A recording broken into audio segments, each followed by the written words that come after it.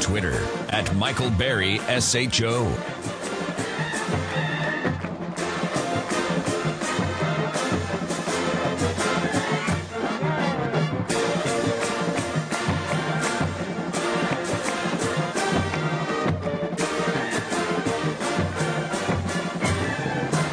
Well, the pride of Ball State these days is Richard Mourdock, the Republican primary nominee from the great state of Indiana. How about that? You don't get your fight song every day when you're appearing on a station outside of Indiana, do you, sir? No, I do not. We call it Cardinal Nation up here, the Ball State Cardinals. So thank you for the great plug there. Absolutely. There you go. So you kind of shocked the country. I was late to your race. I have to tell you, I was focused on some other races, and you kind of came across my radar when Michelle Malkin posted that there was a real chance to win this Senate race, and it just seemed like in the closing days, all this attention focused in, and here was Dick Lugar of 36 years, and Mourdock pulls out the victory. At what point, well, take me back from the beginning, you were running against a 36-year veteran of the Senate. I mean, this is almost impossible to beat a sitting incumbent senator in his own primary. Well, it is, and let's go one step further. 6 years ago, Dick Lugar did not even have an opponent in the general election. No Democrat would run against him because he was seen as this icon, this absolutely invulnerable establishment guy from the state of Indiana. But, and I know, Michael, this will sound a little bit boastful perhaps, but I always knew I would win because before I announced, I had contacted 90 of Indiana's 92 Republican GOP chairmen. I talked to every one of them about what depth of support the senator had, and the answer was universally, there is none. And at that, the day I announced in February of last year, 3/4 of Indiana's GOP county chairmen signed on that day to support me, over half the Republican State Committee. And yet it still kind of came under the national radar to think that there could be such an intra-party rebellion. And we fueled that. We built with a great Tea Party base of support in addition to what we had, and we won 90 of 92 counties and 61% of the votes a week ago Tuesday. It was an amazing day. Put yourself in the shoes of Dick Lugar, a guy that'd been there 36 years, and I guess not having an opponent, changes things. Why would he do things that would alienate 3/4 of his county chairman? Probably all of them, just the other quarter wouldn't step forward. What do you think he was thinking? What was his end game? What was he trying to accomplish? Well, they say there are errors of commission and errors of omission. And in a sense, I think it isn't what he did, it's what he didn't do. He lost contact with the very base of the GOP. I had many county chairmen who've been in office more than 10 years tell me they've never met Dick Lugar. They've never spoken to Dick Lugar. Indeed, our National Republican Committee woman made the comment to the national media recently. She's been a committee woman for a long time, was a district chairman or vice chairman, and she's never met Dick Lugar. He just walked away from Indiana. He distanced himself from the state. And this is the ultimate people business. As Tip O'Neill said, all politics is local politics. How much? And I think Lugar fell victim. How much money did you have to raise to run an effective race?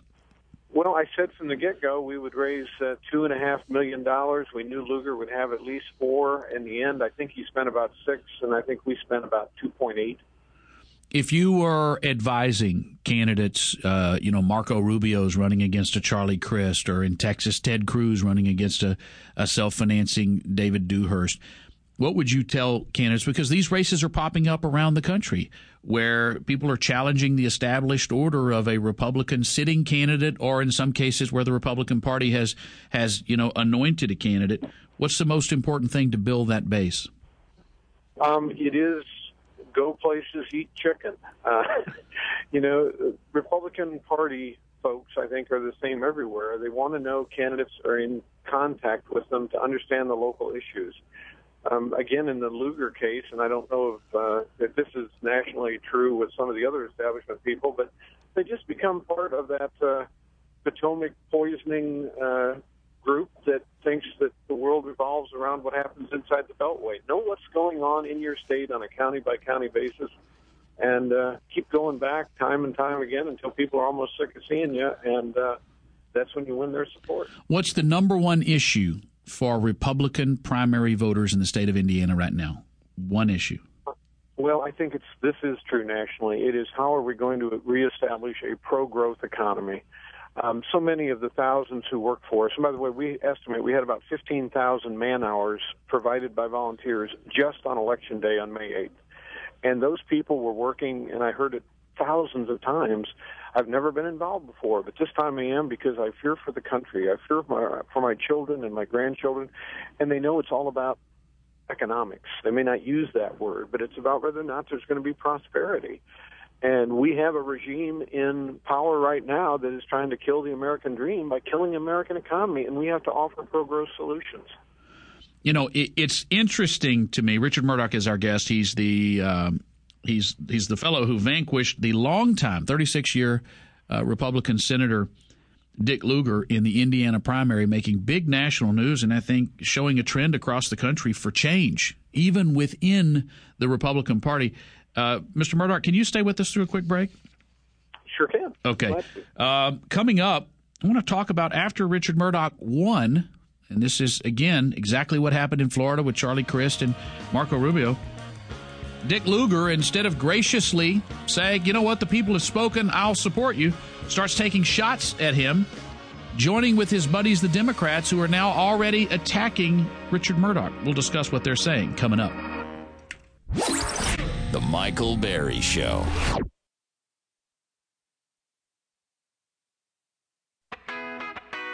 He's the thriller in vanilla. You are one funky white boy. Back to the Michael Berry Show. Richard Mourdock is our guest.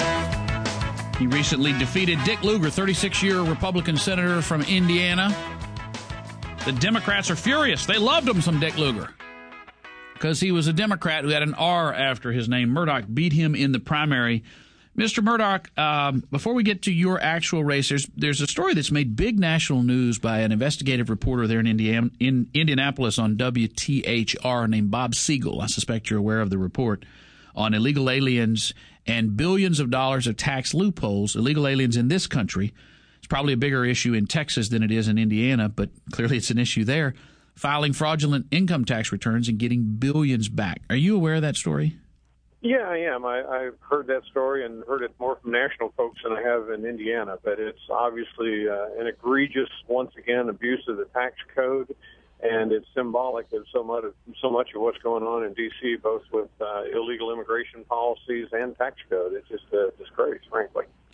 Let me ask you, Dick Lugar, after you defeated him, rather than being gracious, the same voters that put him in office sent him out, and rather than say something nice about it, he referred to your, quote, unrelenting partisan mindset that is irreconcilable and that our political system is losing its ability to explore alternatives. Has he since called to congratulate you?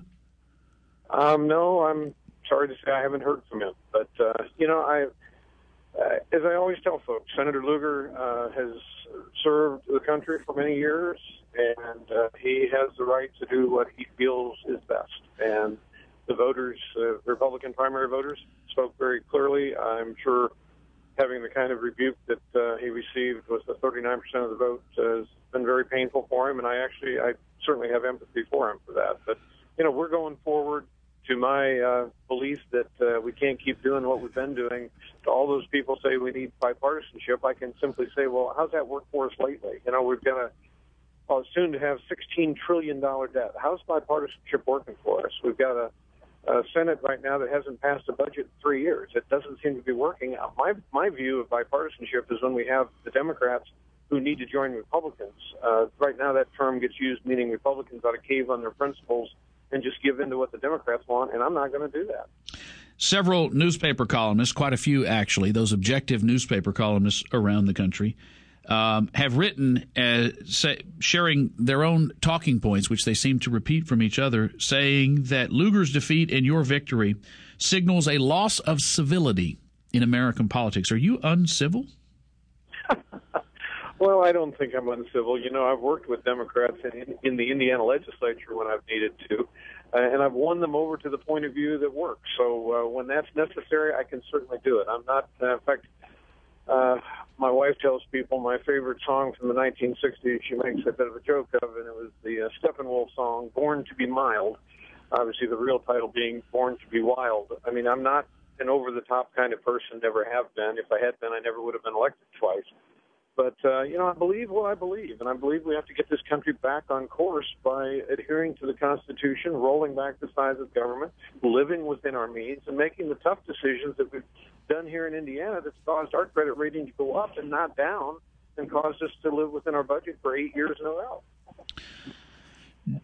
Harry Reid and Senate Democrats seem to be making you the poster child for their efforts to show that any Republican that compromises is going to be defeated at the ballot. How do we show Republicans around the country, some of whom seem to lack a spine, that this is electorally, this is a strategic move? Stand up for what you believe, stop the compromising, do the right thing. Because I see the John McCains who call Tea Party activists hobbits and seem to roll over and hand debt ceiling increases to the Democrats. I mean, what is it going to take for us to bolster these Republicans so that they act like Republicans? Well, I will humbly say I think what we do is what we did on Tuesday, May 8th. We sent a message to the establishment that go along to get along isn't what the Republican voters are looking for.